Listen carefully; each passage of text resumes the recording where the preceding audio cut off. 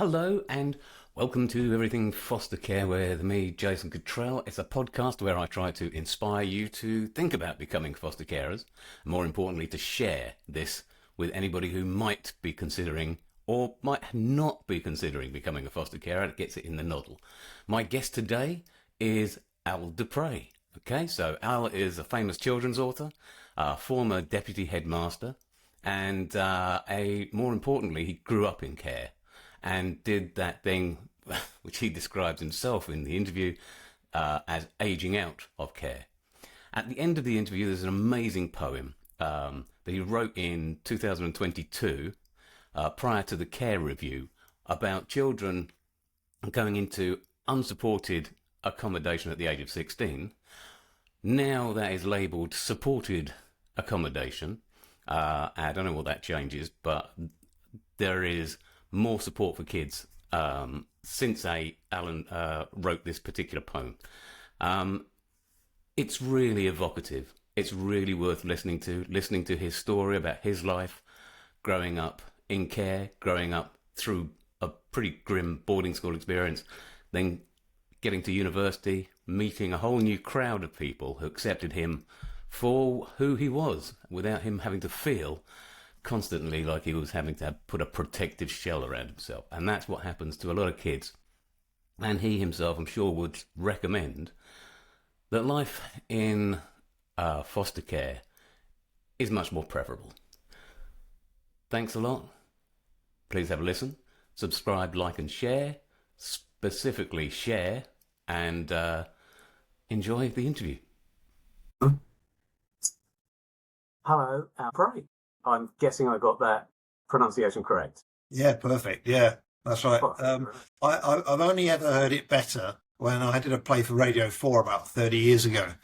And this chap went, and now a play by Alan Dapre. It was just beautiful. And I just thought, I'm going to cut that little bit out and just play it on the, Yeah, that's that kind of received pronunciation sort of thing going on. Eh? That's right. Me and my wife used to run a theatre company, so, we're all over that. Okay, so Al, famous author, you've got 63 books out. Yeah. Is that correct? Yeah, although just slightly more than my age. All right. Well, there you go. I'm 63, fine.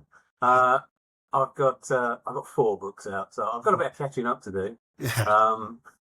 But I've got a bit carried away with this whole fostering thing at the moment. So, yeah, and let's just start at the beginning. What made you want to write kids' books specifically?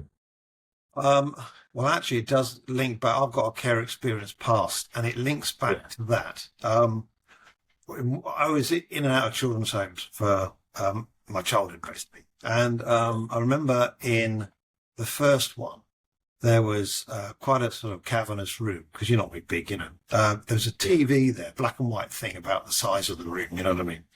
And but next to it was some bare shelves, apart from a couple of books. There was a Rupert Bear annual that I read. I did actually read, Little Women. Little Women, blimey. Can you believe that? I was a really good vociferous reader. I sort of pretty much read everything in the primary school, but part of it.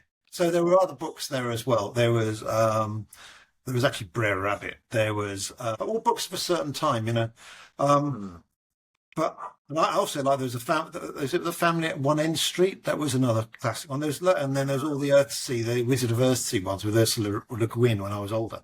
But in those days, being in that environment, it was loud. You're basically surrounded by kids, but you can feel quite lonely. And so I used to just pick the books up.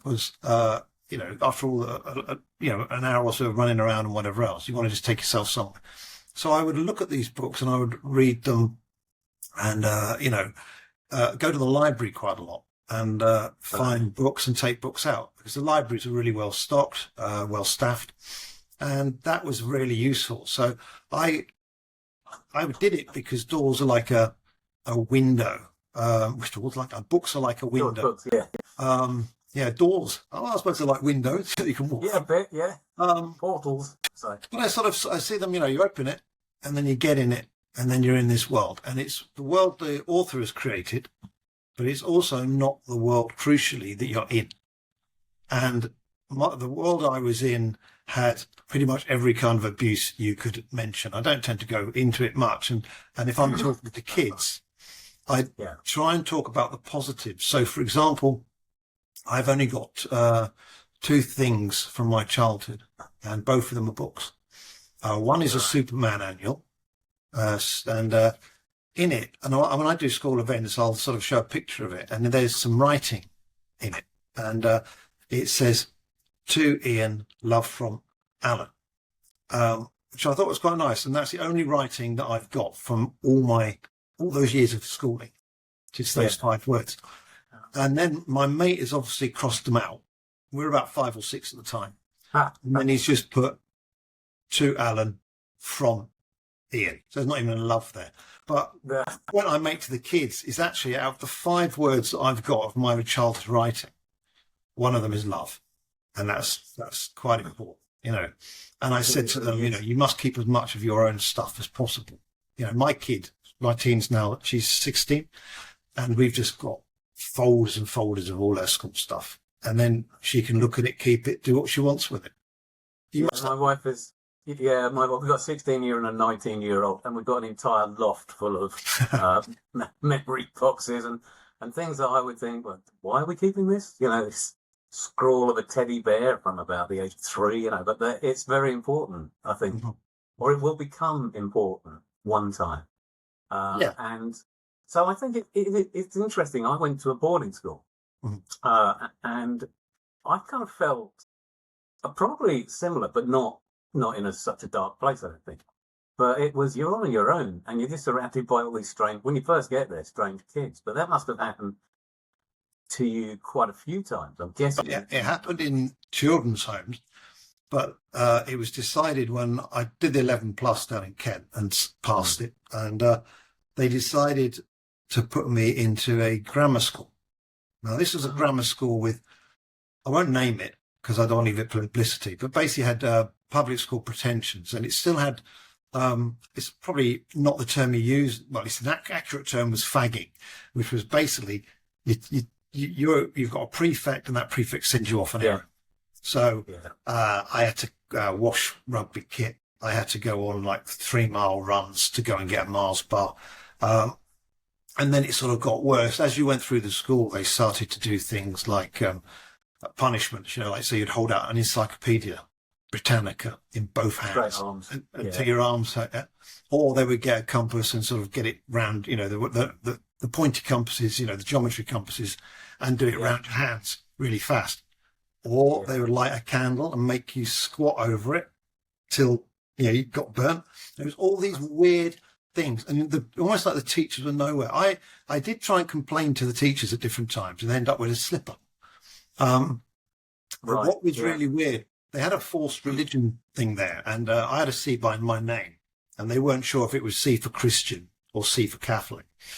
So anyway, I went to sort of see this Catholic nun, and we used to do all that. And when I got to about 13, she said, "Do you want to do confirmation?" And I went, "Well, I don't really believe in it." I thought, no thanks, really. You know, if there's a God, he hasn't really treated me very well, or other kids. She was the only adult there in the whole time where she went, "Well, that's fine." She said, I don't want to make you do something you don't want to do. And that was it. She was absolutely lovely. She's called Sister Margaret. Yeah, she was called Sister Margaret. We used to call her Shaggy Maggie. Oops. But boarding school was one of those places where it was brutal, and mainly because it's slightly Lord of the Flies. And actually, I just knuckled down, and I got board rubbers thrown at me, got all the labelling, you know, always surprised you're taking O-levels, always surprised you're staying on. And then in the end, I got the 3 school prizes for philosophy, English and art, you know. Oh, that's the thing to say, Yahoo sucks. It was very much one of those. Yeah, very much. And then went off to university. So my expectations for university were just to have some fun and to find a group of people who care about me and I care about. And actually, in a few weeks' time, I'm going to go to Newcastle with some friends, and they're uni mates. And there's 6 of us, 7, including me. And we'll just go around, and we've known each other for 40 years. And they are like the glue of my life that's held it together. I finally found people who are worth knowing. I don't know if you found the same.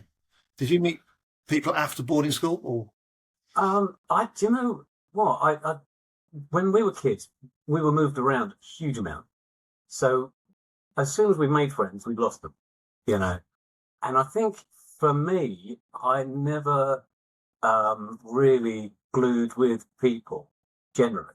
So I was a bit of a loner, but you know, I had friends. You know, it wasn't out there potential gunman, anything like that. But it became less important to me to have people there stable. I think I never, like you, I didn't have an adult actually talk to me. They talked at me until I was probably 16 or 17. So I never really had a conversation. Never understood about relationships and all of that malarkey until probably until I met my wife, I think.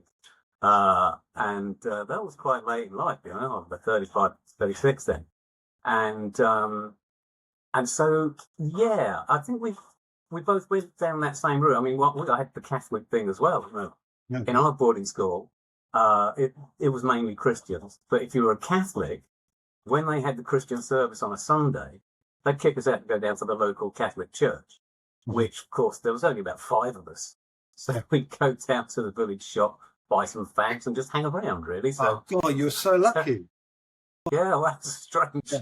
We never had that. I think the other service was an hour and a quarter or something, around 45 minutes, and ours was only 45 minutes. It's the Catholic one. So we'd go into this Nissen hut, this a corrugated shed, and there would be the priest there, and he was very archetypal, very typical, what you'd expect, stereotypical even. And so halfway through the service, you get the wine out, and by the end of the service, the whole half the carafe are gone. It was that kind of thing, an afternoon nap. Yeah, and I just remember just sitting there completely bored, and then you go, but I boarded at this school, see, and so therefore, and I think you're only allowed out every 3rd week for your exeunt, whatever it was. Oh, right, okay. And it sort of scars. Because it was a place that didn't know what love was, and it had all the discipline. So, for example, when I used to have to go back to the kids' homes, and I won't say the names, but I was called every name under the sun because of this point of difference of being a child in care. And I do remember, probably I was about 11, and I just said, "Oh no, I'm not going back to the children's home," because what happened was that just before I moved to the boarding school, in my children's home, they did BBC came along and did a film, and we all had to talk about things, and us kids were interviewed. And I remember talking about putting Vim on the cockroaches in the bath. And because that's what you said, cockroaches in the bath. And there was also a boiler room that if you went into it, all the cockroaches were like a carpet. God. It was something out of the Mummy. Crazy. And of course, sometimes you'd be shut in that room by stuff. As a punishment. Oh yeah. So it was weird and crazy. And so I was quite pleased in some ways to be in boarding school. But then as soon as the bullying hit, and then I sort of made out I wasn't going back there. And then some kids followed me, and they saw them. I got on a train and it went the other way. So it basically wasn't going to perceived home. It was going to the children's home. And so then all the names, all the calling, I got loads of fights. People just come up to me. And I'll go forward a few years, but it got to a point where I never had many things. So, but there was a couple who sort of could see all this going on, and they've always been around in my life. They've passed on now, but they used to step in at different times, talk to social services. And when I was 15, they basically started to have me for the holidays.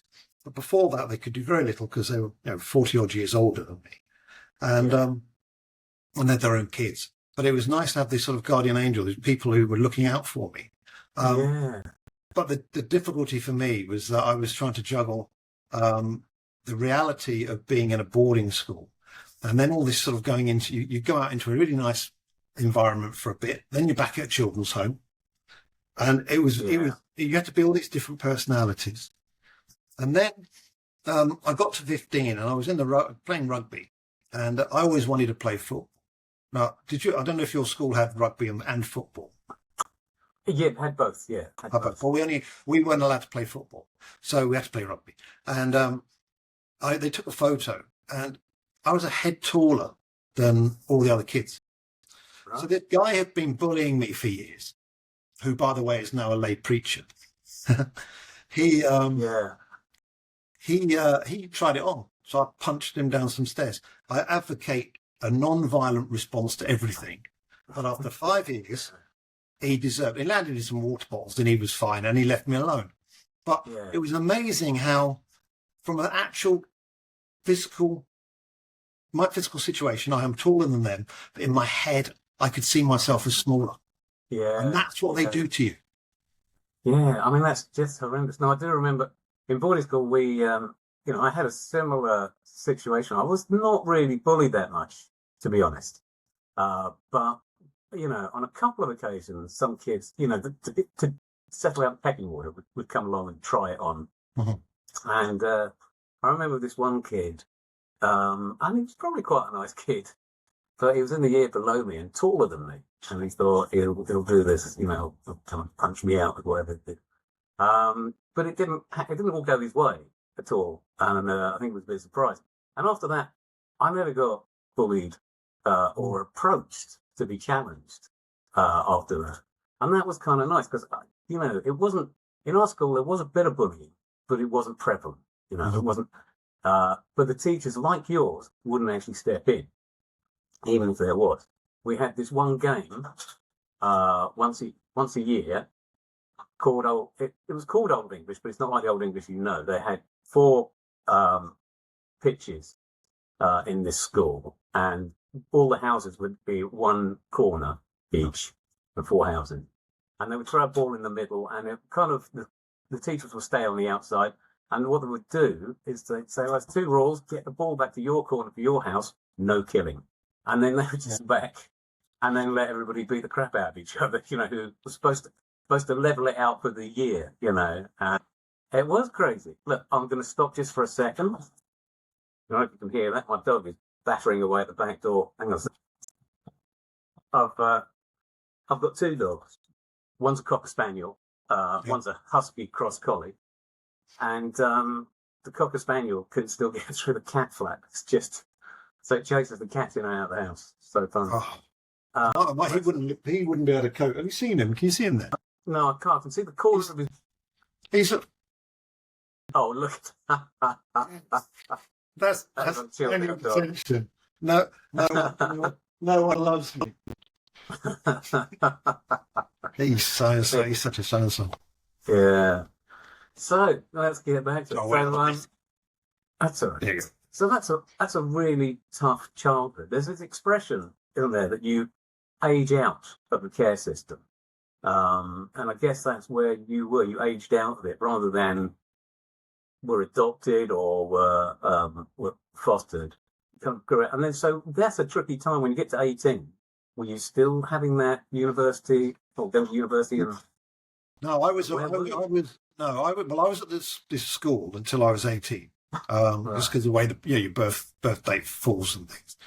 And I remember going. I was 17. And I went up to Nottingham Polytechnic for an interview, and I had this interview, and I was by then I was been doing a lot of drawing and art and stuff, and I was thinking about going to a foundation course, but they looked at my stuff and they went nah, and it turned out that the guy who was running the course basically went to the rival school that I went to.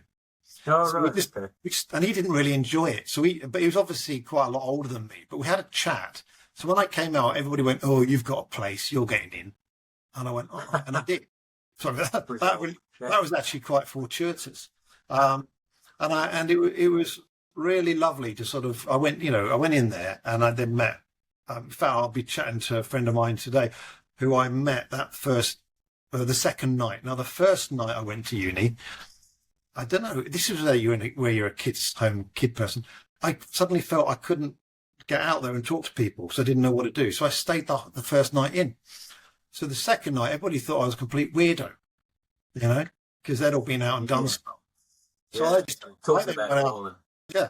But I went out and did what I did and be me. And it was funny. I had a great time. And they said, you're like a cork from a bottle, Right. But there were times when I remember debating with this kid and, literally about the price of fish. Because, we talk about the price of fish and we started talking about the price of fish. And I was like, really riffing and I'm being really silly and whatever else and stuff. And I thought, oh, this is good. And he did that. And afterwards he sort of, we got to be good friends. Now, as I say, however many years on, 40 odd years on, we're still mates. And that was lovely. But he gave me some advice. He just said, we're all friends here. He said, don't have to be so defensive. Because everything I must have been carrying some kind of shell around me from the bullying and everything else. And I went there. And when people said something nice, it was like, oh, do you mean that? But I've got a really good radar, a trust radar. I can judge people very, very well. I rarely get it wrong. And if I do get it wrong, it's because they've got so many layers in front of them. I haven't quite managed to unpick it. So I've got I don't know. That means that, when people come and talk to me and whatever else and things, I think people can be quite chatty with me right at the first off, and it's kids, like come say hello and whatever else, and it's quite nice. Hello, talking of dogs. They bark at the neighbours' kids. So, and the neighbours have got 5 kids. So, which is, it's delightful actually, because it's like living next door to chaos. In fact, he's Irish and she's French, and every time I'm talking to them, I feel like I'm on holiday somewhere. It's great. It's a lovely feeling. So it's interesting what you say about that, because, what I've discovered in doing fostering is that you find, kids they're adapters, and they, from a very early age, start building strategies to survive or defend themselves when things are not right at home, or they're in foster care, or in any difficult situation. And that becomes quite evident that when you're going to meet a foster kid, not are they going to have certain defense mechanisms, but what are those defense mechanisms going to be? So you kind of get an expectation, if you like, that there's going to be something that you're going to have to deal with. And I kind of, as a former psychiatric nurse, and my wife's a PA, so we're kind of like problem solving a little bit, so that's, we're good with that. But I can see exactly where you're coming from when you say that first night at university, and that's a completely different environment, different ball game. And it's lovely that your friend said, we're all friends here. You don't have to be so defensive, because definitely that's what I think some foster kids immediately have, that shell. And it is a self-protection shell, isn't it? So yeah, you hide yourself away a little bit. But I mean, I'm really quite gregarious, I think. But I don't suffer. Don't seem to be. I don't suffer fools gladly. That's the thing. But I'm not rude. But it's like, and unfortunately, I sort of probably give them a lot of time, to the point where you just think, oh my goodness, because we're in a world now whereby people are very free to say quite horrible things, and I live in Scotland now, and everybody's brilliant actually. So the thing is, if you act like a dick up here, you'll be treated like one. But if you don't, you're fine. I mean, you're always going to be, an incomer. I've been in this place now for 18 years. That's an act. Yeah, exactly. They'll carry me out, as an income. but we've got a beautiful, beautiful view, beautiful everything, beautiful house, wife, dog, everything, and I'm very lucky. But I do sometimes think back. I was wondering how things were going to be when I was taking that step at 18, 19, and not sure what. But I knew I was creative, And actually, I'd written kids stories which will never see the light of day. I threw them away, which was upsetting. When I was about 30, I moved, and I just thought, oh, these are rubbish. Threw them away because I was embarrassed. But now, and that was before I was published, and now I think, oh, I wish I'd kept them, because it was a child mind, and I was probably 10, 11, 12 at the time. And so nobody else. That thing where you'd emulate comics, you'd actually draw lots of squares and then draw little characters and make comics. Did you do that kind of thing as well? That was something that was quite big in our school. I don't know why, but we used to make comics and then we put it in a school newsletter, which was heavily redacted by the teachers, clearly, Yes. Yes, in the boarding school, I was sort of they had a guest tetanus, one of those big ink things. A stank of fluid, and that really, it was the stuff that makes you high in a tiny room, And so this printer thing would print out, and the actual magazine was called the Gazette, and after a week, it's all faded into this sort of purpley blue blob, threads on the paper. And actually, when I became a teacher, and we used to have to use those machines. We used Bander machines, which operate on the same principle. And so you stick the fluid in, and then you whatever, and you wonder why all the kids are running around like loonies, having a great time. Get away from the machine. And the funny thing was, you'd hand out the paper, and the first thing they would do, they wouldn't read it; they'd sniff it. Yeah, I remember that. I wonder why paper always had a really nice smell to it. Now I know. Yeah, it's funny, isn't it? Those were the days. Yeah. It's like that when you went into the art cupboard and they just had a delivery. I remember there's this very specific smell that you can't go. I really like there used to be a glue that smelled of marzipan. I don't know. It was like a PVA type glue. And whenever you took the lid off, this marzipan smell came out.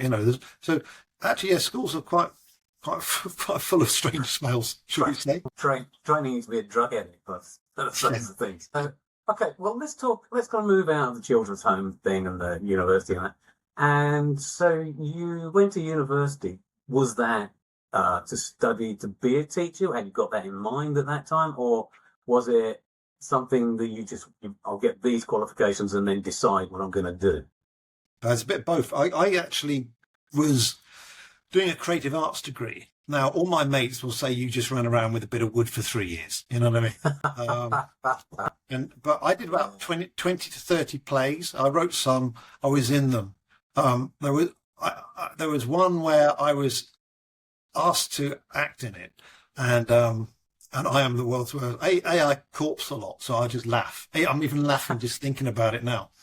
And the other thing is, I was asked to put on this sort of Ian Paisley, very strong accent, and then be this, and it was about the Troubles, and so it's a very, very serious subject, and it'd been written very serious, and I had to play the dad at 19, and I just couldn't do it. I knew I was going to be awful in it, and I did. I got my way through it, and somehow I blagged it, but I was absolutely dreadful.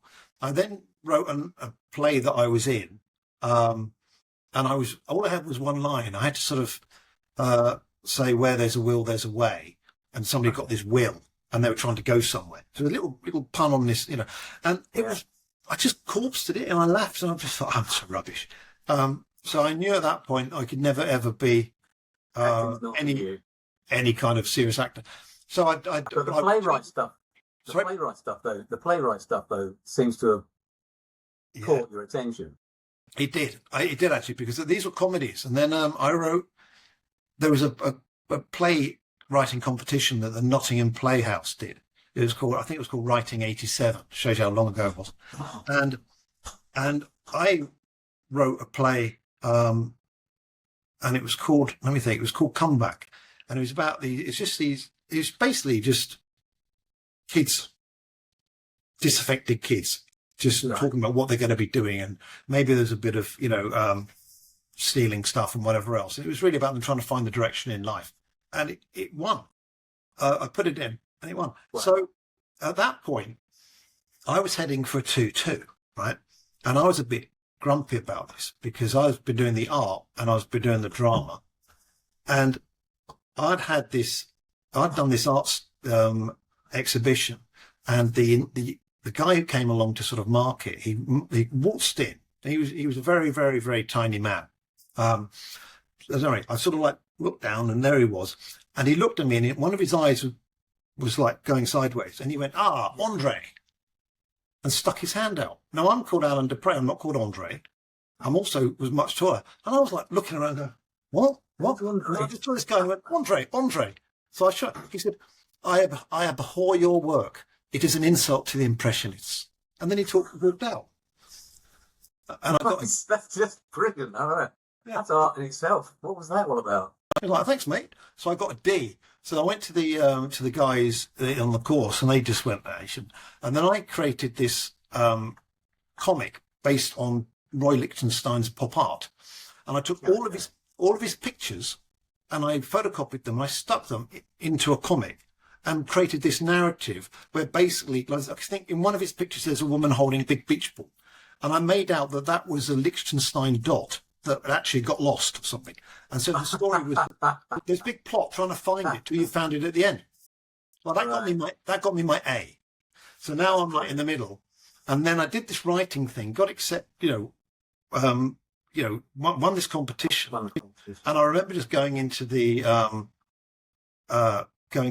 guy who was running the course and stuff, and they'd been telling me what I was going to get, and I just went, "I've just had a play on it's on Derby Playhouse, it's rehearsed reading," and it actually had some of the Des Barnes, Philip Middlemas, actors from Coronation Street who are in it. Yeah. Billy Ivory, who wrote the series about bin men and stuff. So that was when they were starting out as well. So we just had this play read there, and it was a little taste of something, and I thought, I like this. And then went on subsequently to write a play about two kids leaving care, and one's 18 and doesn't want to leave, and the 16-year-old is desperate to leave, and they're at a train station. And I wrote it, and I put it in for the Young Playwrights Festival, BBC Radio 4, and it was one of the winners.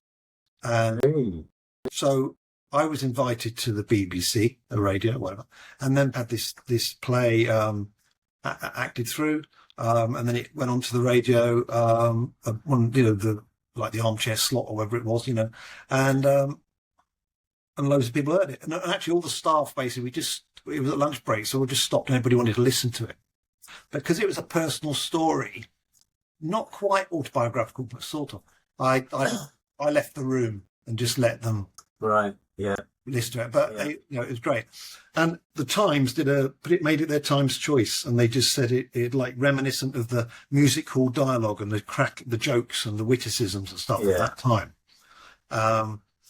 And then subsequently went on to do another play, which was 2 years later, about an old guy in a home. They're all about homes, aren't they? It's interesting that, isn't it? We just pluck it. They say write about what you know about, don't they? So, well, this one was called Stranger in the Home, and it was about an old guy being left in a home while his family cleared off to overseas, New Zealand and so on. Right. And then it's all about the promises about him going there, and actually pretty early on he's never going to get there. But there's a lady in the home who's really like adores it, and he doesn't want anything to do with her. So it becomes a bit of a love story over this half an hour, and this realization actually that sometimes relatives can be really, really rough, crap. Yeah. And that's acted by Bernard Hepton, and I don't know.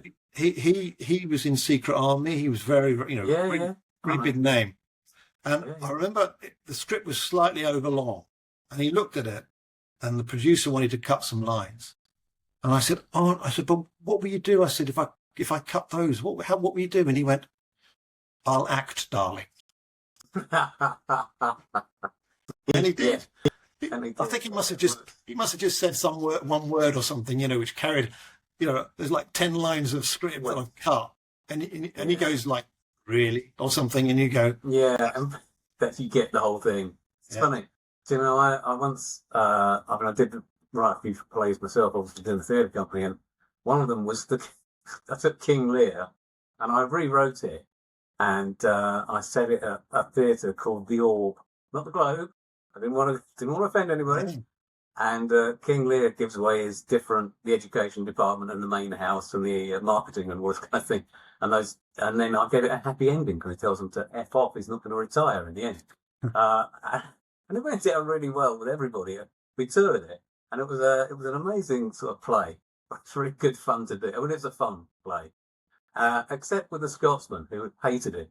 And but I think the reason they hated it was because we all got a bit drunk. The play was in the afternoon. We all got a bit drunk in the evening, and they invited us to this a critics review sort of thing. But we didn't know that what it was. And there was these four guys up on stage, and they were talking about these plays, and we thought they were the plays that they'd written themselves. And so we kind of got up and walked out in a bit of disgust at this self-obsessiveness. And it turned out that they were working for the Scotsman, reviewing all the different shows. So they came to us and they just rubbished it. So and that's fair play, you reap what you sow. But it's interesting, this thing that you write about what, I did a play called, The Tailor Carer, His Mother and Her TV. Mm-hmm. And it was about me looking after my mother for 8 years, because that's when I started to do theatre, when I was in my kind of, 30s. So, and that was kind of the best. I think probably, even now my wife thinks that's the best thing I ever wrote. It's a bit surreal. But it was based on the thief, his lover, and like he took his wife and something. Yeah, that's it. Yeah. That even now we look at the script and she can recite various lines of it. Yeah, and it's things that like that come back to you time and time again. I bet there's lots of stuff in your writing it's kind of quoted by people. Little witticisms or bits of wisdom. Years ago. And I feel a bit bad about this. Basically, when I first taught, I had a very inspirational teacher called Mr. Madison. He was my mentor, and he was in a place called Gotham, which was apparently where Gotham City. Right. Yeah. Maybe that there was some kind of correlation between that. I've never got to the bottom of that, but it was a tiny little village outside Nottingham, and there was a school which was beautiful and absolutely brilliant. I've got different stories to tell about that, but he was fantastic. And he had a saying, why be ordinary when you can be extraordinary? Yeah, there you go. So I basically started to use that out. And actually now, if you go online, it just says, Alan Dapre, why be ordinary when you can be extraordinary? And actually, I feel a bit bad because I nicked that off him. No, I like that. That's fine. And he'd probably be really flattered that you did do that. You have done that. But it's been very useful because it's accurate. Let's move on. So we've got, tell me about Max the dog. Okay, so I'm going to have to wrap this up in a minute, but tell me about Max the dog, because I think I've read that he'd had a couple of homes before he came to you. Yeah, that's right. I think here we go. We're talking about themes that run through things, your life. That's exactly where I was going with this one. Yeah. Well, I mean, Max is all about a dog, a rescue dog, that a little girl who wants to give a dog a home, and she goes to this place called the doggy den, and she looks at lots of dogs, but there's one dog she really likes, and it's Max. I base this story on Max. We got him when he was about a year. He'd been passed around. He's had quite a mixed background in that first year. Max is his fifth name, and he'd had 7 places where he'd been staying and whatever. He'd also been hit because he came with marks on his nose, and when you lifted your hand up, he'd weed, that kind of thing. Yeah, and also, because it was lockdown, if people had a mask on and they were wearing a black top and blue jeans and holding any shiny metal, he would bow and get stressed, triggered. That's all gone now. But I put a little bit of how you need to get a dog. This girl's desperate. It's quite a funny little picture book that I've written, beautifully illustrated by Alex Aliff. and it's published by Little Door Books, and it's just really nicely done. It's a follow-up to our previous one called Grizzly Ben, which was about a boy who gets so grumpy and grizzly he turns into a bear. Yeah, I love that. I saw that on your page, and that just that's perfect, isn't it? Yeah, it's all these sort of like things about life's frustrations that all kids have. So this one about Max is just about, finding somebody or finding something or finding a dog and giving it a home and giving it love, and because it says we don't know what Max was, but we know what Max is. Yours. Right, that's lovely. Yeah. And then she hugs him. And then she always says, she always reads to him at night, and it ends with "I love dogs, do you?" And gets kids to think about it. And I thought, because I've been trying to get books published about kids in care, picture book literally about 2 kids in care, and it's so difficult because as soon as you start talking about it, people will say stuff always, like adoption or fostering is child abuse or child trafficking and things like that. Now, all I'll say is people are entitled. They're entitled to their view, but I basically was in kids' homes for most of my childhood. I was meant to have been adopted by the Catholic Society. It was going to happen a couple of times, and for various reasons it didn't. And I was a term I read recently, and it's quite horrible. I aged out. Yeah, that's what. Yeah, I've heard that before. I kind of like to think you grew out of it. It's a better aged way out. to say. Isn't that horrible? Aged out. Yeah, it's like you're long. not good enough anymore because you're not young enough to be in our home, which is even weirder. Completely. So whatever stages you are, you're not good enough. You're out. And you end up rotting in there. And then you're a target for abuse and all the horrible things. So I think the writing comes about wanting to make me feel better and wanting to give me a safer space. And that's what it does. I get such joy when these books are published. I'm trying to look for one now. I haven't got one here. But I'm sure people will be able to go into your website and just order them. Well, that'd be nice. And my dog Max is he's here. Hey Max, I know you probably can't see him, but he's just lying there desperate for attention. Yeah. And I absolutely adore having him. And I love the fact that I've been able to share it. So I was at Boswell Book Festival and then Tidelines Festival and recently at Wigton. And what was nice was at the end of the events, you'd go, "And do you want to meet Max? The real Max is here." And all the kids would go, "Ah!" And that'd be the end of it. No more book signing. They've all cleared off, Yeah. And he's brilliant with them. He just loves kids. Great. So that's what I sort of feel, that I'm still able to go on this journey, but I'm in control of it now.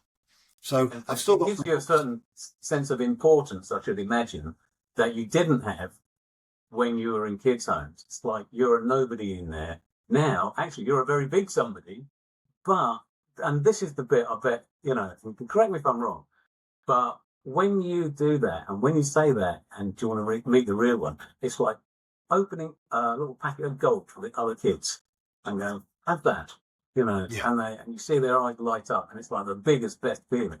Is that about right? Yeah, it's like a gift, isn't it? I mean, you can, we all know what it's like. I spend far too long on my phone looking at the real world and looking at all the horrors that are happening.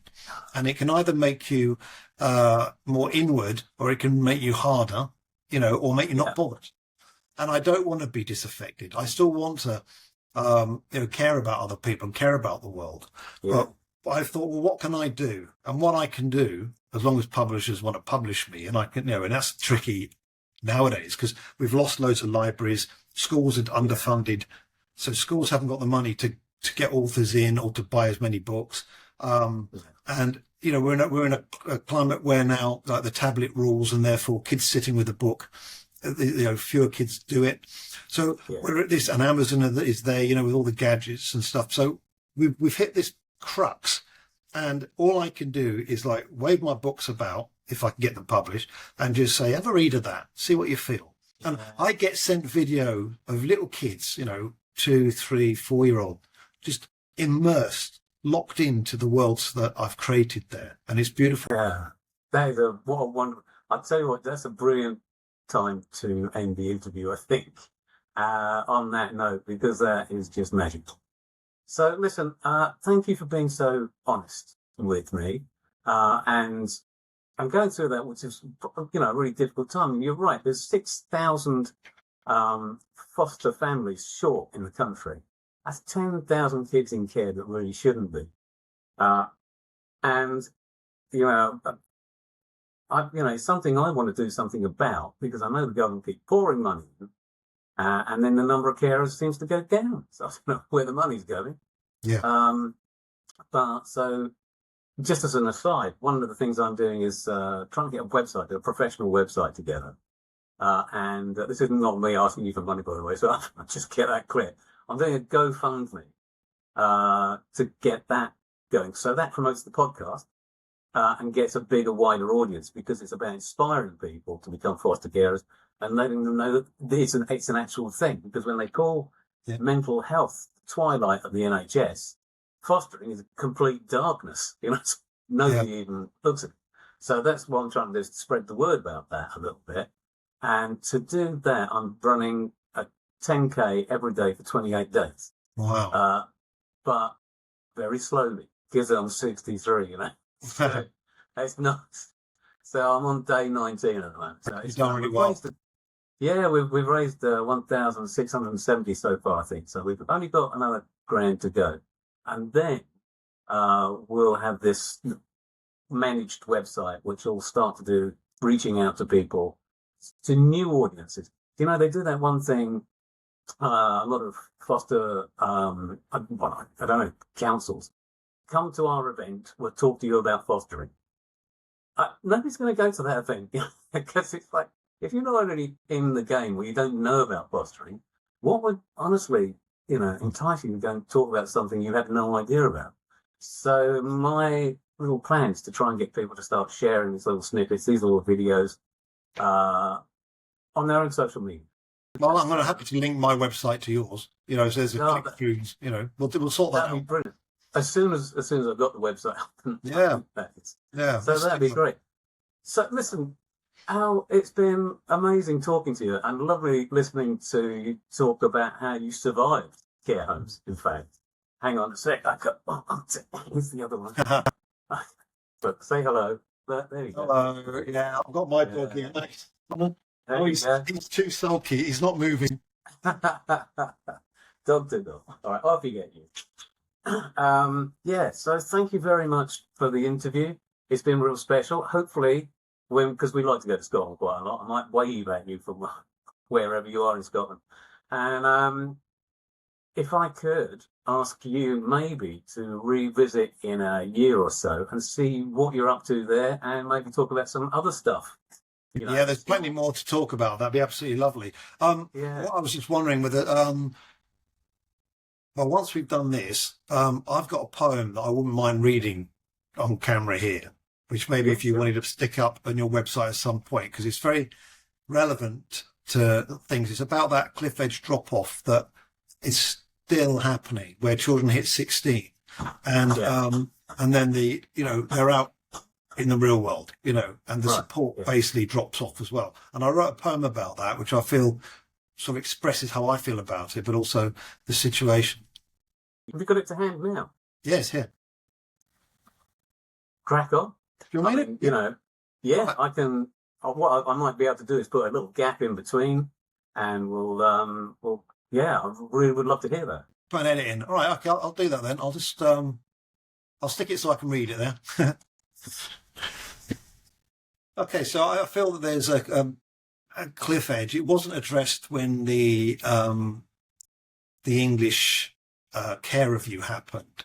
It was basically a lot of promises were made. Some of it was implemented. A lot of it went by the wayside because we've had a change of government.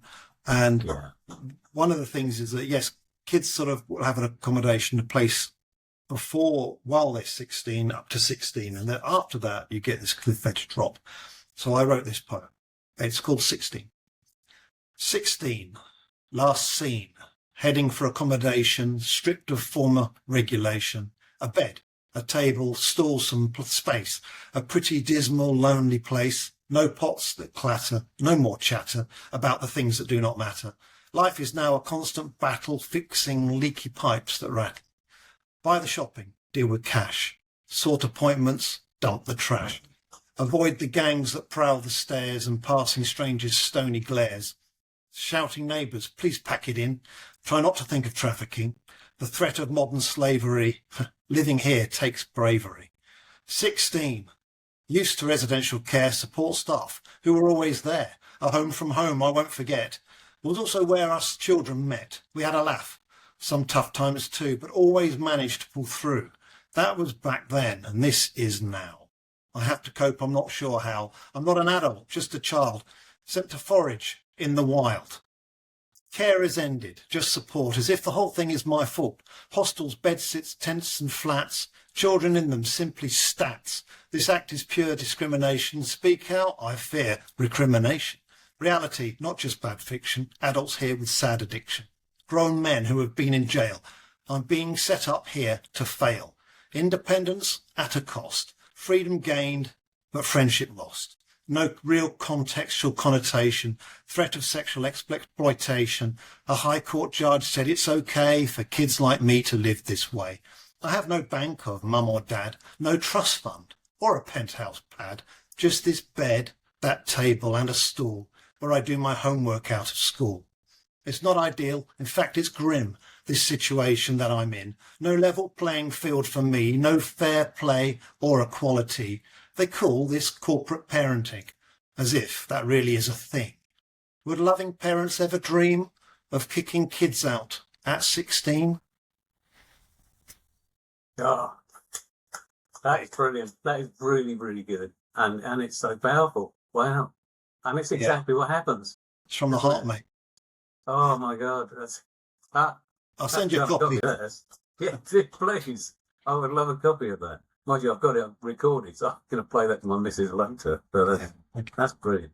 And actually, our fostering, agency, that'll be straight on there. I think. I've only got it as an image, but I'll type it out and then I'll just send you it on via email. Lovely.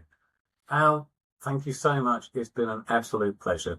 Yeah, brilliant, David. But I'll tell you what, we'll have to just keep in touch and just sort of like, as you're doing bits and bobs, let us know and then we'll, sort things out. Yeah. And if I can publicise that'd be great. I mean, I'm always waving some flag or other for fostering or the other thing I was doing was end of life care. We used to go in when COVID hit, I had business that went south for a bit because it was delivering cooking oil and nobody wanted cooking oil during COVID because it all closed down. So I had to go back to my former thing of being a nurse. Well, I didn't want to retrain. So I went and did end of life care. So in the last 4 weeks, I went with this team and we'd go in and look after people when they were on their way out. And it was, funnily enough, the best job I've ever had. It played to all my strengths. And I started a podcast there called Everything End of Life. And that's just had 1,800 hits so far. Well, now, if we can get that same number, well, I'm hoping for a lot more, to follow this podcast, then even if 3% of them were to start fostering, that's around about 50 people, 50 families. I would think. I kind of think.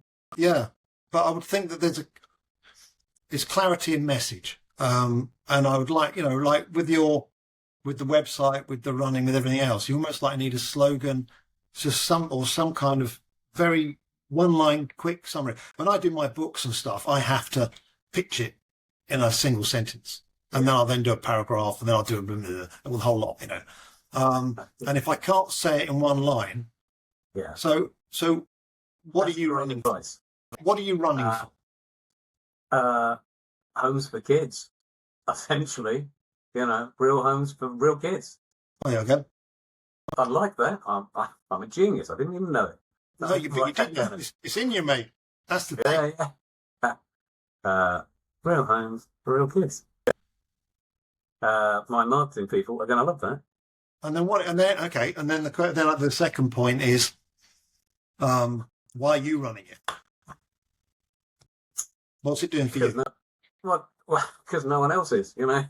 That's a very good question, and why am I doing the whole thing? So that might go back to my childhood and having to raise a flag against injustice generally as I see it. I'm one of those people, I do things because I don't know that I can't. So an idea will pop into my head. I've got a touch of ADHD, and I'll go, oh, I'll try that then. And I'll just go and do it. I mean, This is where I went and bought a horse. I've never done horse riding in my life, but I just, I was a bit bored looking after them along, because then I'd see horses go past. I went and worked on a farm for 6 months and bought a horse and loved that for 20 years. That was great. So, yeah, I think it's because if I see an injustice, I want to do something about it. Because before we had foster kids, we had Homes for Ukraine. We had a lady here and her little boy, and they did really well, and they went off. And then the more I discover things, and there's, they've got a house and a car and, great life now. And then we got into the fostering. And the more I learn about fostering and how it is in darkness, Yeah.